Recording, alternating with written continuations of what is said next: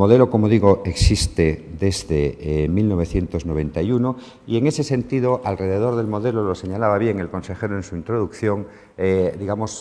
pivota la vida de IFQM en cuanto custodia del modelo, en cuanto organismo central que coordina, no en exclusividad, sino en colaboración con sus asociaciones nacionales, con las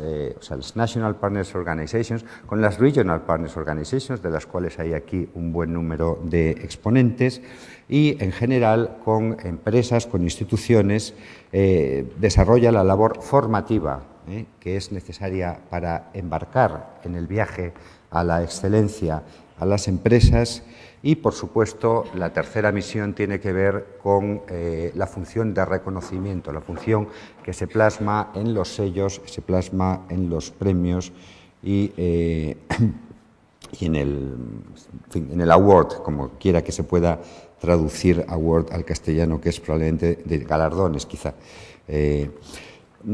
IFQM tiene ahora mismo 700 empresas socias.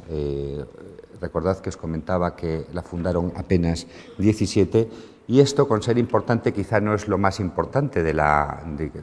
vitalidad institucional de IFQM, sino el hecho de que más de 30.000 empresas e instituciones europeas y de fuera de Europa utilizan en estos momentos el modelo de IFQM como la clave formal de su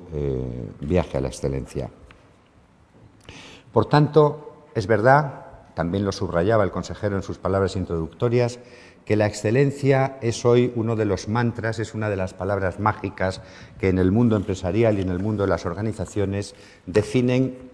por utilizar términos orteguianos, el tema de nuestro tiempo.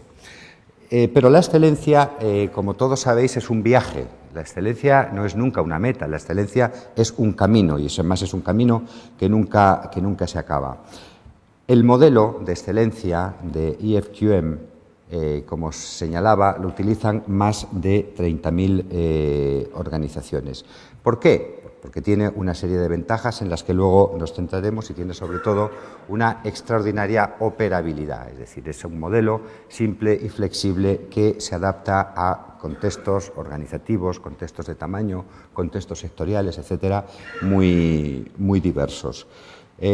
Y porque realmente refleja lo que es la esencia de la vida empresarial y de la vida de las organizaciones. Es decir, el hecho de que los grandes líderes están enfocando su estrategia hacia los resultados en la gente, en su gente, en el cliente y en la sociedad, además de considerar el rendimiento económico como ha sido tradicional. Y por eso, realmente, el modelo, como decía, tiene sobre todo unos grandes propagandistas, unos grandes embajadores, que son las empresas y las instituciones que lo utilizan. Y utilizan el modelo para aspectos muy centrales en la vida de sus negocios y en la vida de las organizaciones de carácter público o incluso el tercer sector que lo utilizan, para dirigir la estrategia, para focalizarse en lo que es importante y priorizarlo respecto de lo que no lo es tanto, para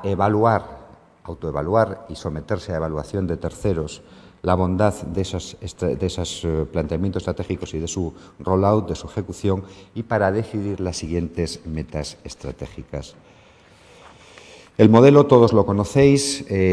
responde a todas esas cuestiones de una forma, como decía, simple. La simpleza es quizá su principal virtud, a través de sus nueve cajas, que incluyen realmente todos los aspectos del negocio: el liderazgo, los empleados o la gente, la política y la estrategia, las alianzas y recursos, los procesos, los resultados